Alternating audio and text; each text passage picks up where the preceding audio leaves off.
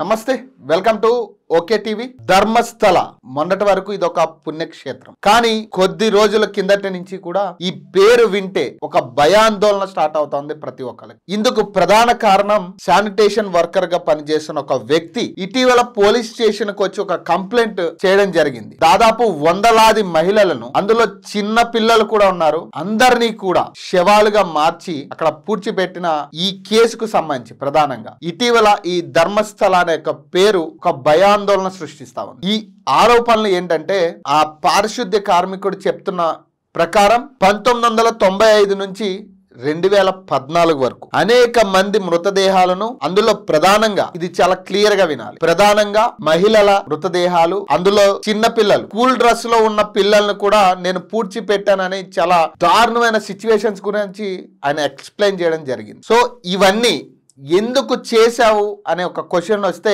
కొంతమంది పెద్దవాళ్ళ సూచనల ప్రకారం ఈ పని చేయాల్సి వచ్చింది. నేను చేస్తున్నప్పుడు ఇది ఇంత దారుణానికి దారితీస్తుందని నాకు తెలియదు. ఎందుకంటే చాలా మంది ఈ ధర్మస్థలాన్ని ఒక ప్రాంతంకి వచ్చి చాలా మంది సూసైడ్ చేసుకుని చనిపోతా ఉంటారు, అక్కడ ఉన్న వాగులో పడి ఆత్మహత్య చేసుకుంటా ఉంటారు. అలాంటి మృతదేహాలేమో అని నేను మొదట భావించాను. కానీ రోజులు గడిచే కొద్దీ నాకు అర్థమవుతూ వచ్చాయి, ఆ మహిళల బాడీల మీద కొట్టిన ఘాటులు, పంటి ఘాట్లు కూడా నేను చూశాను. సో ఆ తర్వాత నాకు అనుమానం వచ్చి నేను దాన్ని నిరాకరించిన తర్వాత నా కుటుంబాన్ని చంపేస్తారని భయపెట్టారు. సో ఆ తర్వాత 2014లో నేను పారిపోవడం జరిగింది అని చాలా వివరంగా పోలీసులకి చెప్పడం జరిగింది. దీని తర్వాత పోలీసులు విచారణ మేరకు కేసు నమోదు చేయడం జరిగింది. ఆ వ్యక్తిని ఒక సేఫ్ ప్లేస్ లో ఉంచడం జరిగింది. అతని దగ్గర ఉన్న సాక్ష్యాలు ఏవైతే ఉన్నాయో, అతను పూడ్చిపెట్టిన శవాల ఆధారాలు, అలాగే ఎక్కడెక్కడ పూడ్చిపెట్టాడు, అలాగే దానికి సంబంధించిన బట్టలు, ఇవన్నీ కూడా దుస్తుల విషయంలో కూడా ఎక్కడెక్కడ ఏమేమి ఉన్నాయని క్లియర్ కట్ గా చూపించడం జరిగింది పోలీసులకి. సో దీని తర్వాత చాలా పెద్ద అనుమానం తలెత్తుతా ఉంది. ఇక్కడ ఎవరైతే పెద్దలకు సమక్షం అంటా ఉన్నారో, ఈ పెద్దలు ఎవరు అనేది చాలా పెద్ద ఒక $1 మిలియన్ ప్రశ్నలా కనపడతా ఉంది. ఈ గుడికి ఏదైతే ఆ స్థలానికి సంబంధించి ధర్మస్థల స్థలానికి సంబంధించిన వ్యక్తుల, లేకపోతే ఇంకెవరైనా ఇన్వాల్వ్ అయ్యారా? ప్రధానంగా ఆడవాళ్ల బాడీలనే ఎందుకు టార్గెట్ చేశారు? ఇది 1 కాదు, 2 కాదు, 3 కాదు, దాదాపు 400 బాడీలు. దాదాపు 1995 నుంచి 2014 వరకు, అంటే 19 సంవత్సరాలు ఈ ఘోరాలు జరిగాయి. కానీ ఎవరు కూడా అక్కడ స్థానికులు మిస్ అయిన అమ్మాయిలకు సంబంధించి ప్రధానంగా ఇప్పుడు కొంతమంది కుటుంబాలు బయటకు వచ్చి మాట్లాడుతూ ఉన్నారు, చాలా మిస్సింగ్ కేసులు మేము పోలీసుల ముందు పెట్టాం, కానీ ఎవ్వరు కూడా పట్టించుకోన పాపాన పోలేదు. కనీసం మా కూతురు మిస్ అయిందన్న FIR కి సంబంధించి కూడా పూర్తి వివరాలు కూడా ఎప్పుడు మాకు చెప్పలేదు. దీనికి సంబంధించి దాదాపు 20 సంవత్సరాల పైన, ఇది 2025, దాదాపు 30 సంవత్సరాల నుంచి మేము వెయిట్ చేస్తా ఉన్నాం. మా కూతురు ఆనవాళ్ళు ఏమైనా తెలుస్తాయేమని ఇప్పటికీ మేము వెయిట్ చేస్తా ఉన్నాం అనేది తల్లిదండ్రుల మాట. సో ఇంకొక ప్రధాన అంశం బయటకు వస్తా ఉంది. అనన్య భట్ అనే ఒక మహిళ 2003లో, ఆమె ఒక మెడికల్ స్టూడెంట్, 2003లో ఆమె మిస్ అవడం జరిగింది. సేమ్ యథావిధిగానే పోలీసులకు కంప్లైంట్ చేయడం జరిగింది. కానీ దానికి సంబంధించి ఇప్పటికీ కూడా కనీసం పోలీసుల నుంచి ఎలాంటి సమాచారం లేదు ఈ మిస్సింగ్ సంబంధించి. సో ఆ తల్లి కూడా మాట్లాడుతూ ఉంది. వీలైతే నేను ఒక ఆమె ఏం మాట్లాడుతుంది అనేది నేను ఒక వీడియో రూపంలో పెట్టడానికి చూస్తాను వీలైతే. ఆమె క్లియర్ కట్ గా చెప్తా ఉంది, దాదాపు 25 సంవత్సరాలు అవుతా ఉంది నా బిడ్డ మిస్ అయ్యి, ఇప్పటికీ కూడా నేను ఆ న్యాయం కోసం తిరుగుతా ఉన్నా, కనీసం పోలీసులు కాదు కదా ఎవరు కూడా పట్టించుకున్న పాపాన పోలేదు. కనీసం నేను పోలీస్ స్టేషన్కి వెళ్తుంటే, ఇన్ని సంవత్సరాలుగా తిరుగుతుంటే పోలీసులు కూడా నన్ను చూసి నవ్విన పరిస్థితులు నేను చూశాను. సో ఈరోజు ఏదైతే ఈ వ్యక్తి బయటకు వచ్చి చెప్పిన సమాచారం ఉందో, ఈ ధర్మస్థలకి సంబంధించి ఆ 400 మంది అమ్మాయిల బాడీల్లో వెలికి తీసే ప్రయత్నం చేస్తా ఉన్నారు పోలీసులు. ఆ బాడీల్లో నా కూతురు బాడీ కూడా దొరుకుతుందేమో అన్న ఒక నమ్మకంతో ఈ రోజు నేను కోర్టుకి రావడం జరిగింది. కనీసం ఆమె ఎముకలు దొరికినా కానీ ఇది చాలా అంటే బాధగా అనిపిస్తా ఉంది మాట్లాడుతూ ఉంటే. దహన సంస్కారాలకి నాకు వీలవుతుంది, నా కూతురు కనీసం దహనం చేసుకునే వెసులుబాటైనా నాకు వస్తుంది, ఎలాగా చివరి చూపు నాకు దక్కలేదు అనే ఆమె మాటలు చాలా అమాయకంగా మాట్లాడుతుంది. దాదాపు 30 సంవత్సరాల నుంచి ఆమె వెయిట్ చేస్తుంది, 25 సంవత్సరాల నుంచి చూస్తుంది తన కూతురు ఏమైందా అన్న దాని మీద.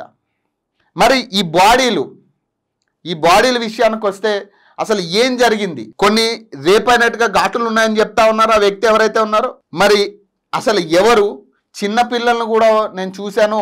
ఇంకొక చాలా బాధాకరమైన విషయం ఏంటంటే బతుకున్న వాళ్ళను కూడా నేను కాల్చానని చెప్పి. అసలు ఏం జరుగుతూ ఉంది ఇండియాలో, మన భారతదేశంలో ఏం జరుగుతూ ఉంది అంటే మహిళలకి 400 మంది మహిళలు మిస్సింగ్ అంటే మరి ప్రభుత్వాలు ఏం చేస్తూ ఉన్నాయి? అలాగే అసలు ఉన్న అధికారులు కావచ్చు, ఎందుకు ఇంతమంది మిస్ అవుతున్న టైంలో ఎందుకు దీని మీద దృష్టి సారించలేదు? ఎందుకు ఈ మహిళల మిస్సింగ్ మీద ఇప్పటి వరకు ఎందుకు ఎవరు యాక్షన్ తీసుకోలేదు అనేది నా ప్రధాన క్వశ్చన్. ఆ వ్యక్తి ఎవరైతే ఉన్నారో ఆయన బయటకు వచ్చి చెప్పేదాకా 400 మంది అమ్మాయిలు కర్ణాటకలో మిస్ అయ్యారన్న విషయం కానీ, అమ్మాయిల మిస్సింగ్ తర్వాత దాన్ని ఛేదించే ప్రయత్నం కానీ పోలీసులు ఎందుకు చేయలేదు అనేది నా ప్రధాన పాయింట్. మరి ఇప్పుడు చాలా మంది మహిళా సంఘాలు బయటకు వచ్చి మాట్లాడుతూ ఉన్నాయి, చాలా మంది పెద్ద వాళ్ళు బయటకు వచ్చి మాట్లాడుతూ ఉన్నారు. దీని మీద ఖచ్చితంగా న్యాయం జరగాలి, యాక్షన్ తీసుకోవాలి, ఆ మిస్ అయిన అమ్మాయిలు ఎవరైతే ఉన్నారో వాళ్ళ కుటుంబాలకైనా న్యాయం చేయాలని చెప్పి ఇప్పుడు మాట్లాడుతూ ఉన్నారు. కానీ ఇంతమంది అమ్మాయిలు మిస్ అవుతున్నారు అనేది కంప్లైంట్స్ వచ్చినప్పుడు ఎందుకు దీని మీద యాక్షన్ తీసుకోలేదు? దాదాపు 2014 అంటే ఆయన చెప్పిన ప్రకారం లాస్ట్ ఆయన చేసింది 2014లో. దాదాపు ఇప్పుడు 2025 దాదాపు 10 సంవత్సరాలు గడుస్తూ ఉంది.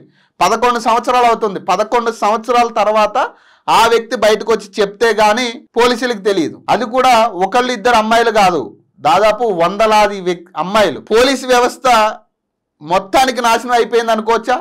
ఈ సంఘటన ఒక్కటే ఉదాహరణ. పోలీసు వ్యవస్థ ఎంత చాకచక్యంగా పనిచేస్తుంది అనేది ఈ ప్రధాన అంశమే ఒక ఉదాహరణ. ప్రభుత్వాలు ఏం చేస్తూ ఉన్నాయి అనేది ప్రధాన పాయింట్ ఇక్కడ లేవనెత్తుతా ఉన్నారు. కానీ ఈ కేసు అంటే ప్రధానంగా నాకు తెలిసి నేషనల్ ఛానల్లో కొన్ని ఛానల్లో వచ్చి ఉండొచ్చేమో, కానీ ఇది ఒక చిన్న ఐటెం లాగానే చూశారు ఇప్పటిదాకా. నాకు తెలిసి ఏ ఛానల్లో కూడా ఇది టెలికాస్ట్ అవ్వలే, దీని గురించి మాట్లాడిన వాళ్ళు కూడా లేరు. కానీ ఇది చాలా పెద్ద ఇష్యూ. ఒక కర్ణాటకకి ఇది చూడకూడదు, ఎందుకంటే ఓవరాల్ ఇండియాలో దేశవ్యాప్తంగా కూడా ఇలాంటి అంశాలు జరిగి ఉండొచ్చేమో. ఆ 400 అమ్మాయిల్లో ఏ రాష్ట్రాలకు చెందిన అమ్మాయిలు ఉన్నారనేది కూడా చాలా క్వశ్చన్ మార్క్, చాలా పెద్ద ఇష్యూ ఇది. కానీ దీనికి సంబంధించి మరి పోలీసు వారు మరి ఇప్పుడైనా దీని మీద స్పందించి యాక్షన్ తీసుకుంటే బాగుంటుంది. ఖచ్చితంగా ఆ పెద్దవాళ్ళు ఎవరు అనేది ఫస్ట్ ఆఫ్ ఆల్ బయట పెట్టాల్సిందే. అది ఎవరైనా కానీ ఆయన చెప్తున్న ఎవరైతే పెద్దవాళ్ళు చెప్తే నేను చేశాను అనేది ఏదైతే ఉందో ఖచ్చితంగా దానికి సంబంధించిన పెద్దవాళ్ళ పేర్లు బయటకు తీయాల్సిన టైం ఇది.